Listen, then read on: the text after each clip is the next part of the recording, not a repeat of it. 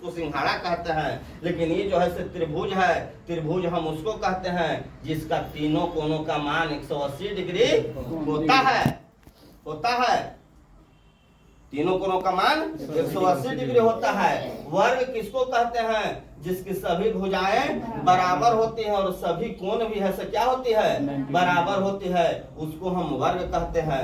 जब गुण के आधार पर पहचानना शुरू कर देता है कि अगर ऐसा का रहे, सभी भुजा बराबर रहे तो वर्ग रहेगा। सभी ये जो तिनकोना रहे, इस त्रिभुज टाइप का रहे जिसका मान 180 डिग्री हो तो उसको क्या कहेंगे?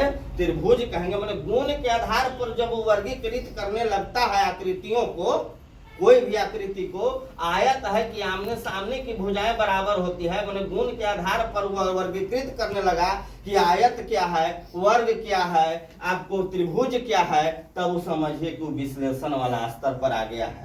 वो स्तर एक है, स्तर एक है।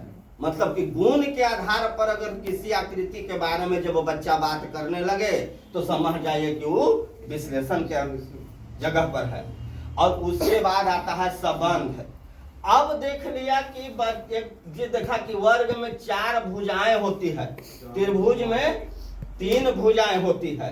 तो ये देखता है कि कौन कौन ऐसा आकृति है जेकर 4 भुजा होता है? आयत, समचतुर्भुज, मतलब कुछ भी।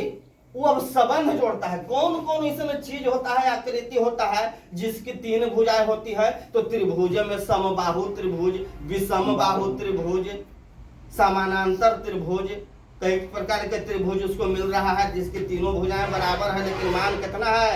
180 डिग्री है। मान 180 डिग्री है। तो वो अब संबंध मनाने लगता है कि इसी के गुण जैसा कौन और है, वहां तक जब खोजने लगता है तो बच्चा पहुंच गया है कहाँ? संबंध के पास पहुंच गया है। बस इतना ही यहाँ तक ले लो, तीनों का पुस्तक। हाँ, 5वां क्लास तक।